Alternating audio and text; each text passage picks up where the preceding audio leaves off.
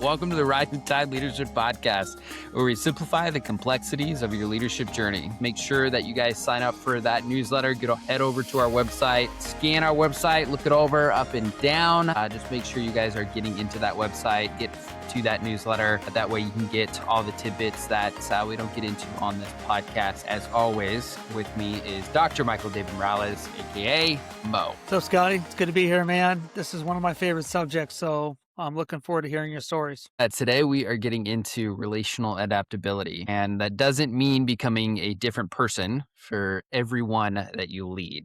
It means understanding what people need from you while staying grounded in who you are, and few leaders demonstrate that balance better than Tony Dungy. Tony Dungy is a name that is familiar to a lot of people where I am from in this part of the country, but in a profession known for intensity, yelling, and fear-based leadership, the NFL, Tony Dungy built a completely different kind of culture, one rooted in consistency, trust, and accountability. One of my favorite words. When Dungy became head coach of the Indianapolis Colts, many people questioned whether his calm, steady approach could actually win at the highest level. The NFL was filled with larger-than-life personalities, emotional locker rooms, and coaches who believed volume equaled leadership. But Dungy refused to become someone he wasn't fit or who wasn't fit just to those expectations. That didn't mean that he led everyone the exact same way. He understood that different players needed different approaches, just like different people in the workplace need different motivation and different approaches. Some needed encouragement and confidence, and others needed direct accountability and challenge. Dungy adapted relationally, meeting players where they were emotionally and mentally, while still holding firm standards for discipline, teamwork, and preparation. Players trusted him because they knew his care was genuine, but they also knew he wouldn't lower expectations simply because people needed to be kept comfortable. What made Dungy's leadership so powerful was that he provided adaptability, authenticity, and showed that they can coexist. He flexed his approach without compromising his values. He connected deeply with people without becoming a people pleaser. And in doing so, he built a culture of trust strong enough to lead the Colts to a Super Bowl championship, the Mecca, the highest you can go in the NFL. And his leadership reminded us all that relational adaptability isn't about changing what you are to gain approval. It's about adjusting how you lead so people can grow, perform, and succeed without losing yourself in the process. So Tony Dungy is someone that I really like. I've read a couple of his books. I think he's got some great things to say about leadership. And I think he's got when it comes to the world of sports especially, I think he's got a unique perspective on sports leadership itself. So he was someone that stood out to me when it came to a relational leadership and when it came to relational adaptability. And I know that's something we're hitting on today. So Mo, why don't you take it away? Take us into that first point of today. Yeah, relational adaptability is the whole game. So leaders, if you're not a relational person, you've got to be. You can't just go in and tell people what to do, start barking orders. You have to build that foundation. And so once you do that, like Scotty said in his story about Tony Dungy, Dungy didn't lead everybody the same way and still doesn't.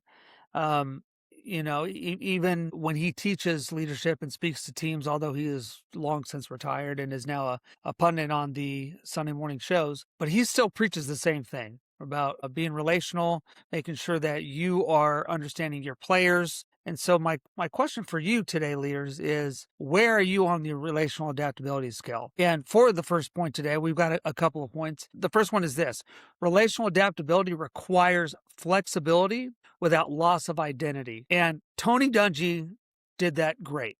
He said, I don't care how everybody else does it.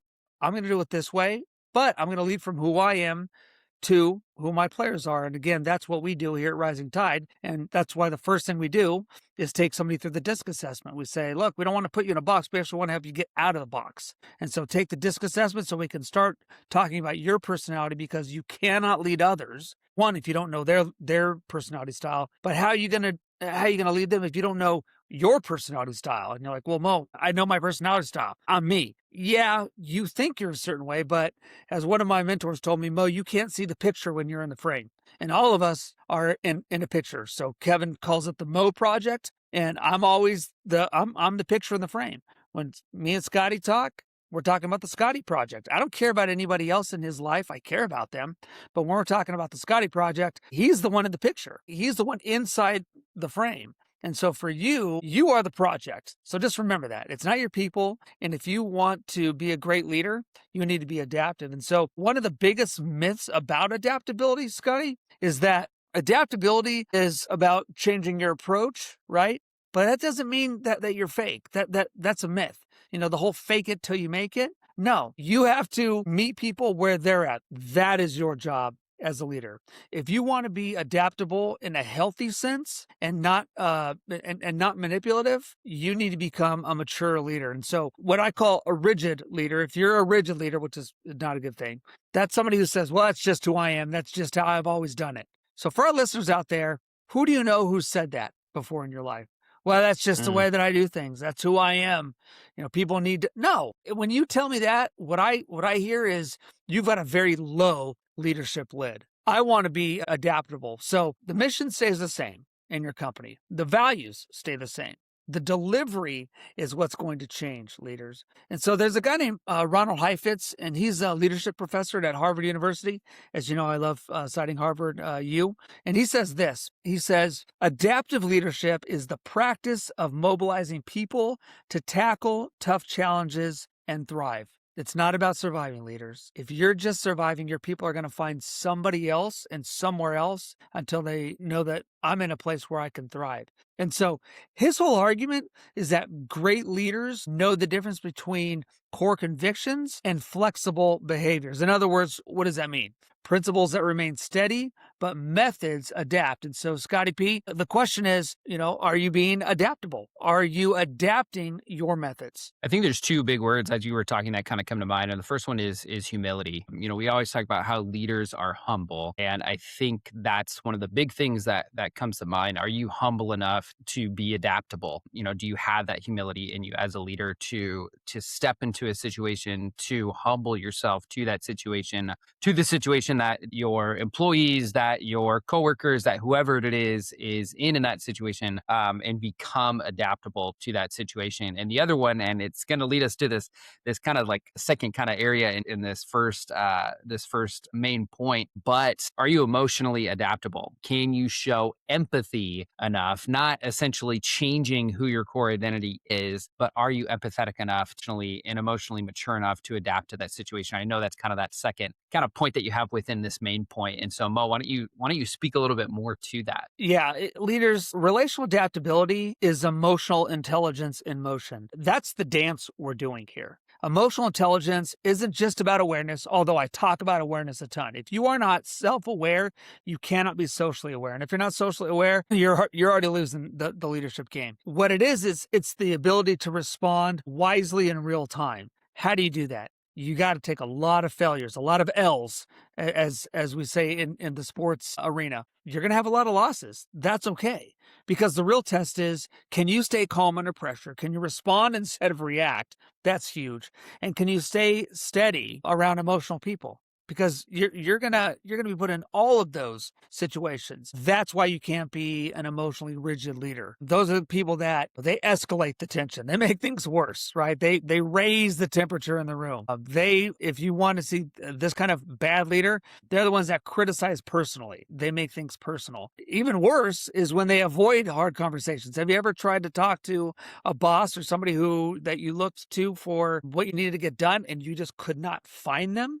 So. And I guess I would say also, don't get defensive. If you get defensive, you're already putting yourself in a bad light. So be adaptive, leaders. And again, I always talk about Daniel Goleman and emotional intelligence, but he would talk about effectiveness in emotional IQ, the emotional quotient. So, and he says the most effective leaders all have a high degree of emotional intelligence. So leaders, what are you doing to become an emotionally intelligent leader? I think that's a great point too. There's so much in this. And we were talking before we even started this podcast about how much we just talk about relational adaptability and how that bleeds so much into just a lot of Shoot, just hold on, the Scotty, hold on.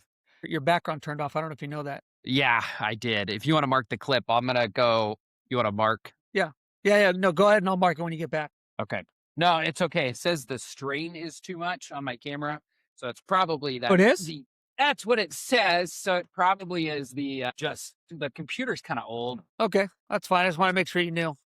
So I'm gonna close this just for a little bit more succinct background, and then I'll probably just turn that on. All right. And I can see your bed. I don't know if you care Wow, this isn't my bed. This is there we go.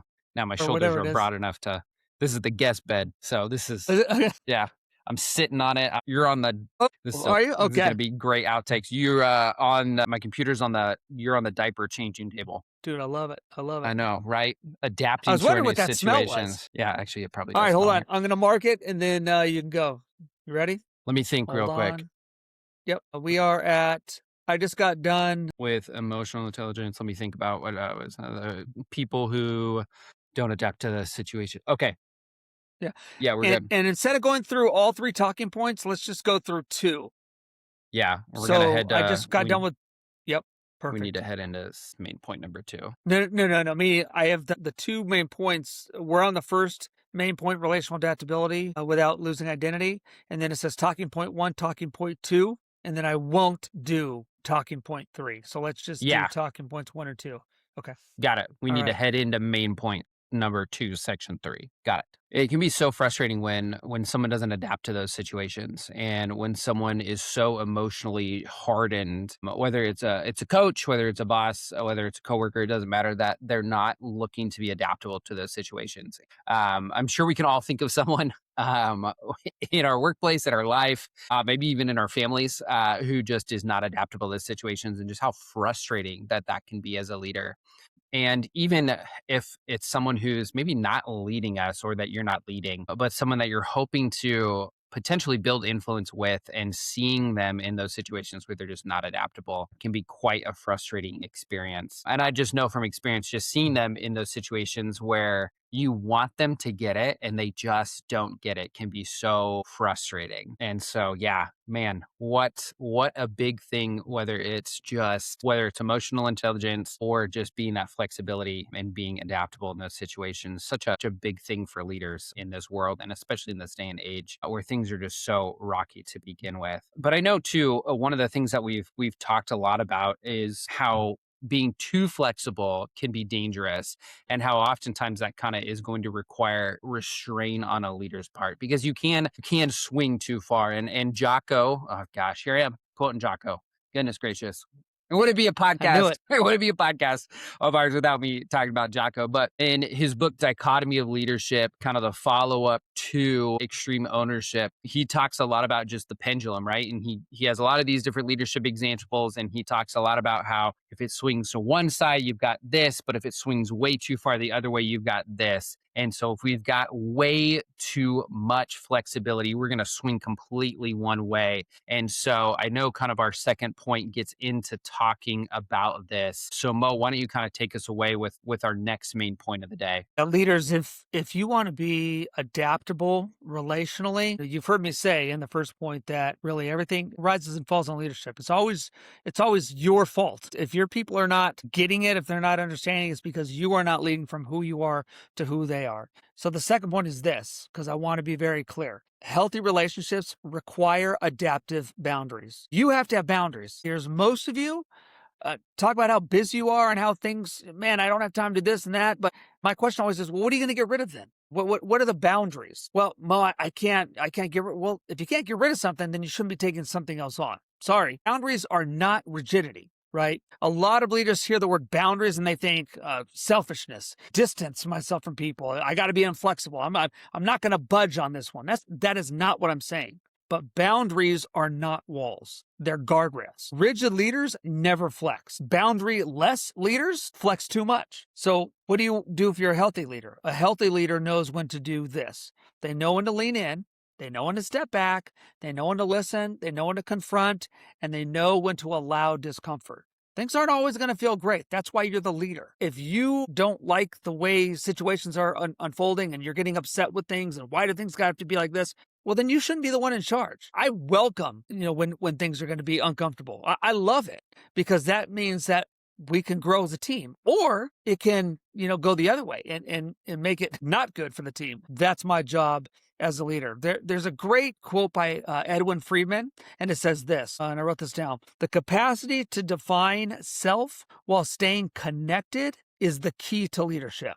Can you define yourself? Meaning the self, leaders, for you. Because if you want to stay connected, you still have to make sure that you understand who you are, the self, and what it means for you is this: adaptive leaders feel emotions, but they do it without being ruled by emotions. And so I'm not saying you need to be an emotionless creature. The whole first point I just said, it's all about you understanding your people, being adaptive relationally. That means you have to deal with emotions. You have to feel those emotions. But when they start to rule you and you start to make emotional decisions, man, that's never going to work out good. Boundaries are amazing. They truly are. And I can't Yeah, we've done a reiterate lot of that work on them, enough. Scotty, right? We've done a ton of work on boundaries. And I will tell our leaders right now that if you are sitting there and you're wondering, man, I'm pretty sure, yeah, I think I set boundaries. You're not setting boundaries. If you have not gone through the process of telling someone no, even a good friend or a good coworker or something,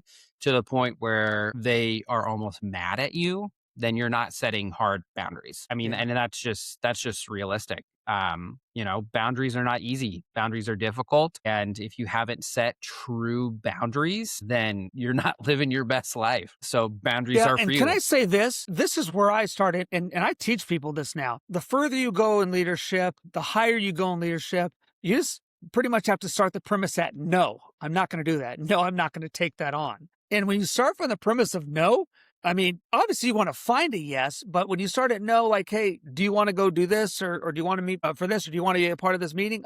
I always let people know I just don't have time to make that a priority. It's not that I don't have time. It's that I don't have time to make that a priority. There's a difference there. Hmm. You can't manage time. Time's, but you can manage your priorities. And that's actually what David Allen says in his great book that I read in the 90s, still live by today, Getting Things Done. He says, look, you need to know what's gonna lead you to the best part of you. Or as some people say, you got to learn how to say no to the good so that you could say yes to the great. So leaders, maybe you have to start from the premise of no. When somebody's like, hey, do you want to go out this Friday? Nah, I don't have time. Well, what do you mean you don't have time? We always go out on Fridays. Well, I've got to get these things done. When you're in the office, if somebody's like, hey, do you want to go out to lunch or do you want to get together afterwards? Start at no. And then make them give you a good reason of why it should be a yes. There might be a great reason, but most of us don't even think about that. We just all of a sudden say yes to things. Hey, can you be a part of this project? Yes, absolutely. Well, I don't know. What are you going to get rid of? Like everybody's talking about how busy they are, how stressed out they are. And I don't want people to be stressed out. If you want some good books on how to live a less stressful life, let me know. I've got a ton of those books on my shelf. And then you're like, well, Mo, I don't have time to read those. That's the problem. Or hey, if they've got you working this extra event, that means you've got Monday off, right?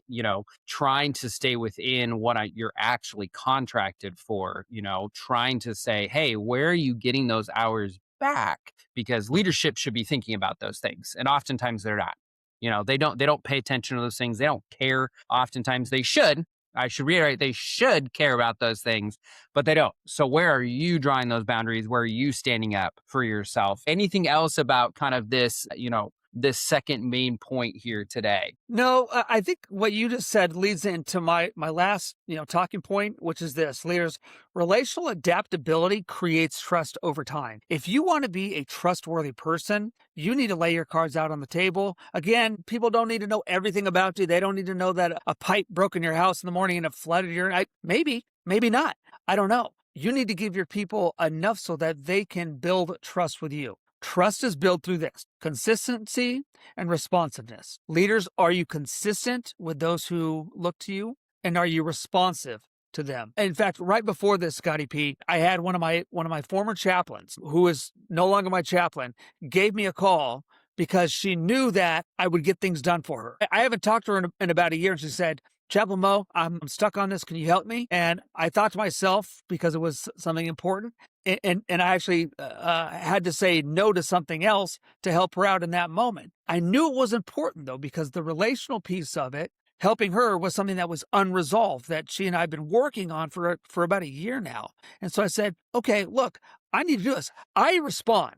Okay. I know who I'm answering the phone for. I know who I'm not answering the phone for. And leaders, you have to give your people consistency in your life. So, when are your meetings? When do you answer the phone? When do you not answer your phone?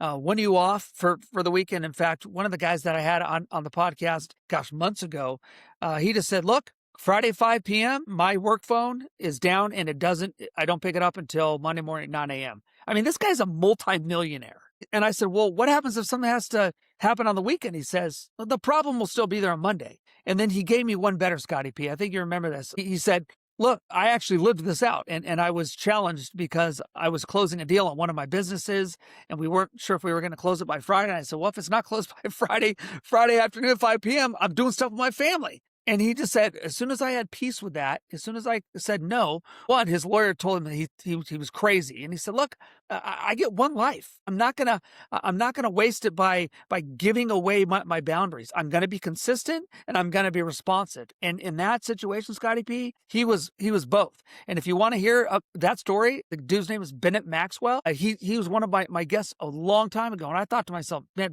I need pastors to listen to this because, Scotty, I talk to a lot of pastors and they're always the ones that say, well, I just had to do one thing.